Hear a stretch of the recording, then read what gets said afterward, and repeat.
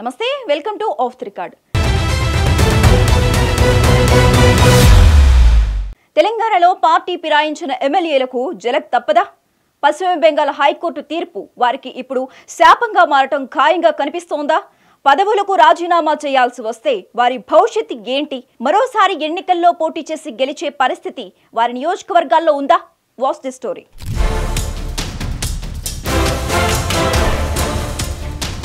2023 తెలంగాణ ఎన్నికల్లో BRS party నుంచి గెలిచిన వారిలో 10 మంది ఎమ్మెల్యేలు తర్వాత కాంగ్రెస్ గూటికి చేరారు. మొదట్లో అంతా బాగానే ఉందని సంబరపడ్డారు. కానీ బీఆర్ఎస్ పార్టీ ఫిరాయింపు మీద కోర్టుకు వెళ్లడంతో వారి పరిస్థితి కుడిలో పడ్డ ఎలుక చందంగా మారిపోయింది. కోర్టుకెక్కడం, స్పీకర్ విచారణ, ఇలా ఒకదాని తర్వాత మరొకటి ఇబ్బందికర పరిస్థితులు ఎదుర్కొంటున్నారు.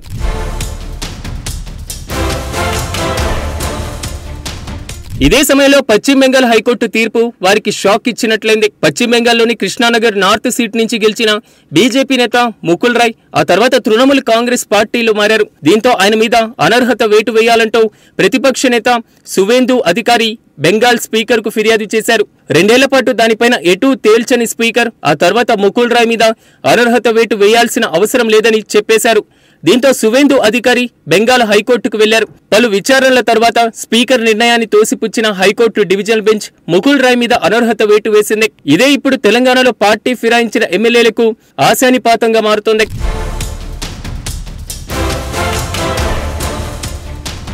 గత ఎన్నికల్లో బీఆర్ఎస్ నుంచి గెలిచిన కడియం శ్రీహరి, దానం నాగేందర్, పోచారం శ్రీనివాసరెడ్డి, సంజయ్ కుమార్, తెల్లం వెంకట్రావు, అరికెపూడి గాంధీ, కాలే యాదయ్య, ప్రకాష్ గౌడ్, కృష్ణమోహన్ రెడ్డి, మహిపాల్ రెడ్డి కాంగ్రెస్ పార్టీలోకి మారారు. తాజా పరిస్థితులతో వారికి ఏం చేయాలో అర్థం కావడం లేదన్న ప్రచారం జరుగుతుంది. జూబ్లీ ఉప ఎన్నిక కాంగ్రెస్ పార్టీ ప్రచార నేతల జాబితాలో ఖైరతాబాద్ ఎమ్మెల్యే దానం నాగేందర్ పేరు కూడా ఉంది. అయితే ఆయన ప్రచారానికి చాలా దూరంగా ఉన్నారు. అలాగే పటాన్ చెరువులో మాజీ మంత్రి హరీష్ రావు పాల్గొన్న సభలో పటాన్ చెరువు ఎమ్మెల్యే గూడెం మహిపాల్ రెడ్డి సోదరుడు మధు పాల్గొన్నారు. దీంతో వీరిద్దరూ తాము మళ్లీ కారు ఎక్కడానికి సిద్ధంగా ఉన్నామన్న సంకేతాలు పంపినట్లుగా అర్థమవుతుంది.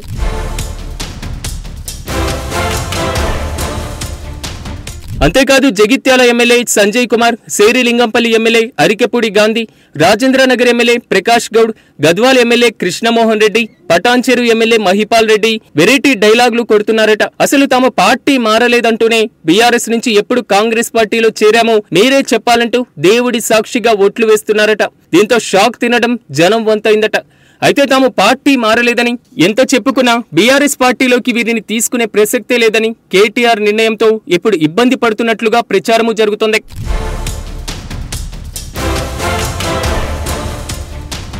ఒకవేళ 10 మంది ఎమ్మెల్యేలు తమ పదవులకు రాజీనామా చేయాల్సి వస్తే రాజకీయం రసవత్తరంగా మారడం ఖాయంగా కనిపిస్తుంది. ఎందుకంటే వీరిలో చాలా మంది పైన స్థానికంగా వ్యతిరేకత పెరుగుతుంది. స్టేషన్ గన్పూర్ ఎమ్మెల్యే కడియం మీద జనం మండిపడుతున్నారట.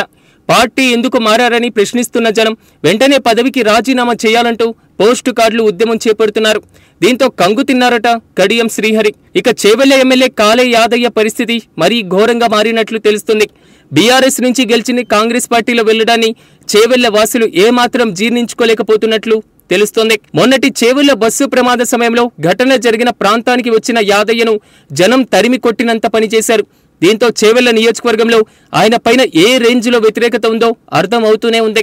మరో విషయం చెప్పాలంటే దానం నాగేందర్, కాలే యాదయ్య, పోచారం శ్రీనివాసరెడ్డి, తెల్లం వెంకట్రావు ఇప్పటికీ ఒక నిర్ణయానికి వచ్చినట్లుగా ప్రచారము జరుగుతుంది.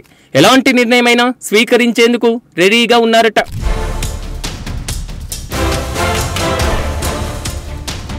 అయితే కాంగ్రెస్ పార్టీ నుంచి వీరందరికీ టికెట్ వస్తుందా రాదా అన్నదే గత ఎన్నికల్లో వీరి చేతిలో ఓడిన కాంగ్రెస్ నేతలు ఇప్పుడు వీరిపైన మండిపడుతున్నట్లుగా తెలుస్తుంది. ఇక పార్టీలో కొత్త పాత నేతల మధ్య పొసగడం లేదట. ఇన్నాళ్లు కష్టపడి పనిచేసిన వీరి పెత్తనం ఏంటన్న చర్చ ప్రచారము జరుగుతుంది. మరోవైపు బీఆర్ఎస్ పార్టీలో వీరికి ఎంట్రీ అన్నది మాత్రం లేకపోవడం, ఆయా నియోజకవర్గాల్లో కొత్త తరం నేతలు పోటీకి రెడీగా ఉన్నట్లు తెలుస్తుంది. ఇక జనంలో కూడా పార్టీ మారిన ఎమ్మెల్యేలకి జలక్ ఇవ్వడానికి రెడీగా ఉన్నట్లు ప్రచారం కూడా జరుగుతుంది.